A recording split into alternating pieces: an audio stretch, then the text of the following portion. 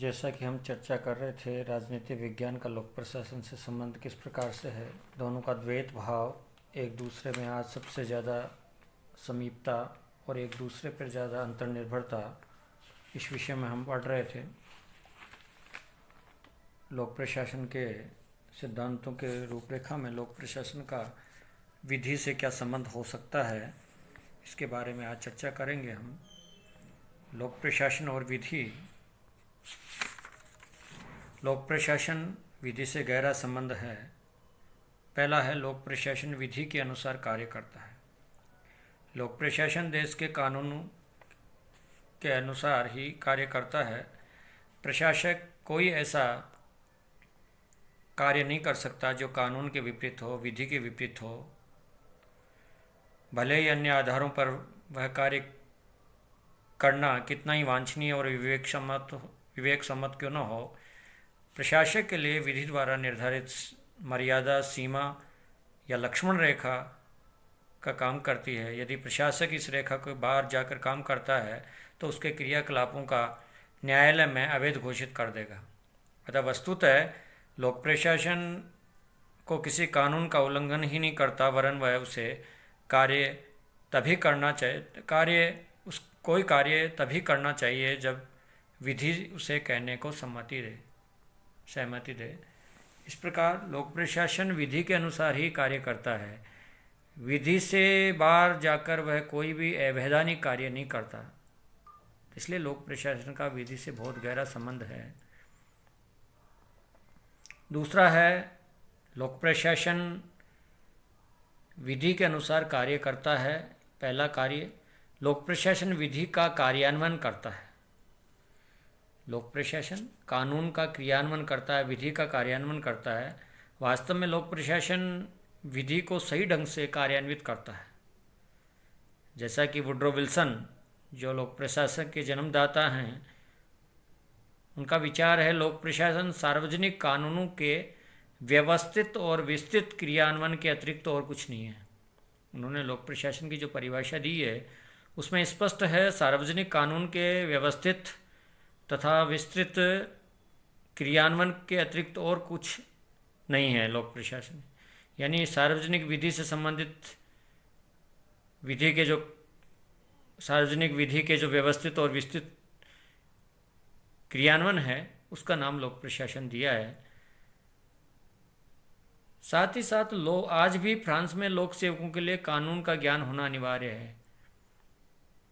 वहाँ प्रशासकीय कानून अलग से पढ़ाया जाता है, और यदि नियुक्ति से पहले उसे कानून का अध्ययन नहीं किया तो नियुक्ति के बाद उसे 6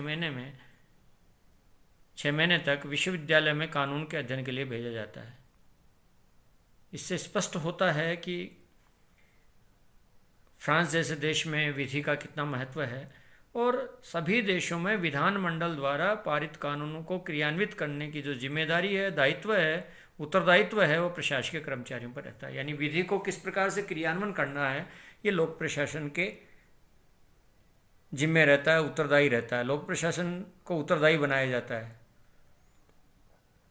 कि वो विधि के अनुसार काम करे और विधि का क्रियान्वयन भी करे।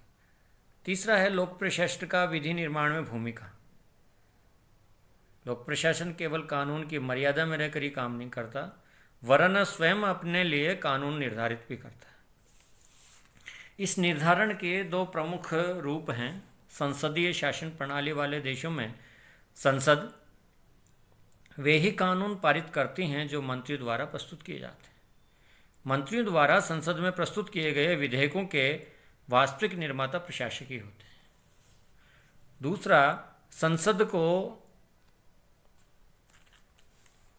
न तो इतना समय मिल पाता, न सदस्यों में इतनी तकनीकी योग्यताएं होती कि वर्तमान औद्योगिक समाज के उपयुक्त कानून बना सके। अतः संसद कुछ उद्देश्य निश्चित कर देता है।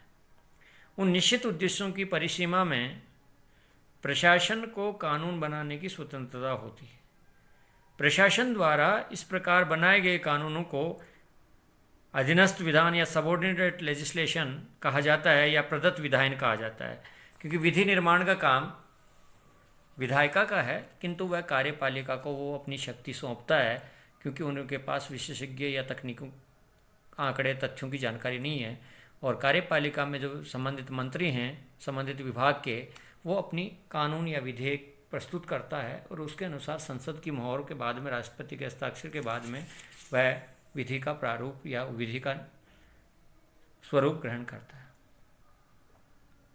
इसलिए लोक प्रशासन विधि के निर्माण में महत्वपूर्ण भूमिका निभाता है। इसलिए प्रशासन के हाथों में ही कार्यपालिका और विधानमंडल की जो शक्तियां केंद्रित हो जाती हैं और इस प्रदत्त विधायन के माध्यम से सारा कार्य प्रशासन करता है। इसलिए लोक प्रशासन का विधि निर्माण में भी महत्वपूर्ण भूमिका है। चौथा है, विधि को निरंकुश नहीं होने देती। विधि प्रशासन को निरंकुश नहीं होने देती। कानून का प्रशासन पर अंकुश लगता है, यानी प्रशासन को विधि के द्वारा निरंकुश नहीं होने का एक सीमा रेखा या मर्यादा है। जैसा कि विधि के माध्यम से प्रशासन को उत्तरदायी बनाया जाता है। विधि मापदंड है, इसी आधार पर अदालत ये निर्णय करती है कि प्रशासन का उचित ढंग से काम करे, प्रशासन उचित ढंग से काम करे या नहीं, कर रहा है या नहीं। यदि कानून के अनुसार प्रशासन नहीं चलाया जाता तो अदालत आपत्ति करती है। विधि नागरिकों की वैयक्तिक स्वतंत्रता की रक्षा का कवच है। यदि विधि का डर न हो, कानून का डर न हो, तो प्रशासनिक अधिकारी मनमानी करने लगेंगे और जनता पर अत्याचार बढ़ जाएंगे। इसलिए प्रशासन को निरंकुश होने से बचाने के लिए विधि आवश्यक है। इसलिए लोक प्रशासन विधि का जो संबंध है वो एक मर्यादा, एक सीमा रेखा खींचती है, ताकि उस मर्यादा में रहकर प्रशासन काम करे, ताकि वह निरंकुश नहीं हो सके। विधि प्रशासन की मर्यादा तय करती है। जैसा कि अंकुश लगाती है, उसी प्रकार वह मर्यादा तय करती है। अंकुश लगाने के बाद, अंकुश लगाने के साथ साथ विधि द्वारा जनता के अधिकारों की प्रशासन में असंयमता से रक्षा करती है। कानून ये बताता है या विधि ये बताती है प्रशासन के अधिकार कहाँ समाप्त होते हैं और जनता के अधिकार कहाँ से प्रारंभ होते हैं।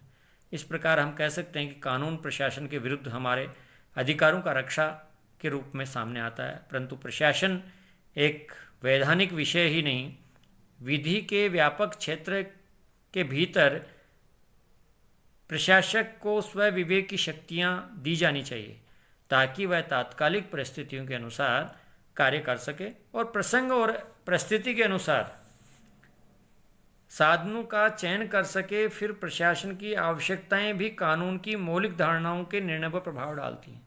इस प्रकार विधि जो प्रशासन की मर्यादा तय करता है, निर्धारित करता है,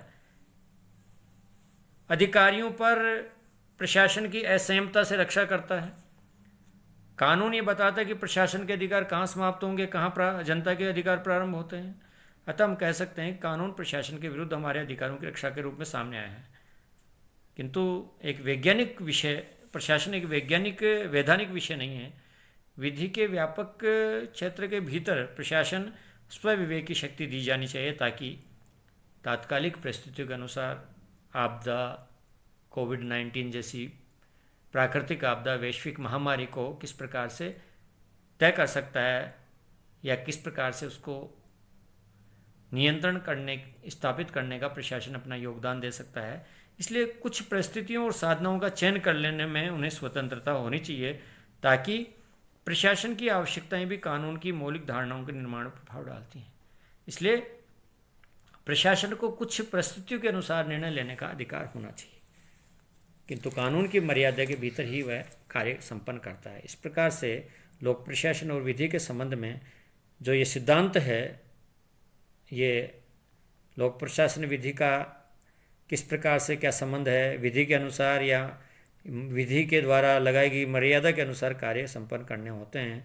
इसे लोक प्रशासन और विधि के बीच में गहरा संबंध स्थापित है। आज के लिए इतना, धन्यवाद।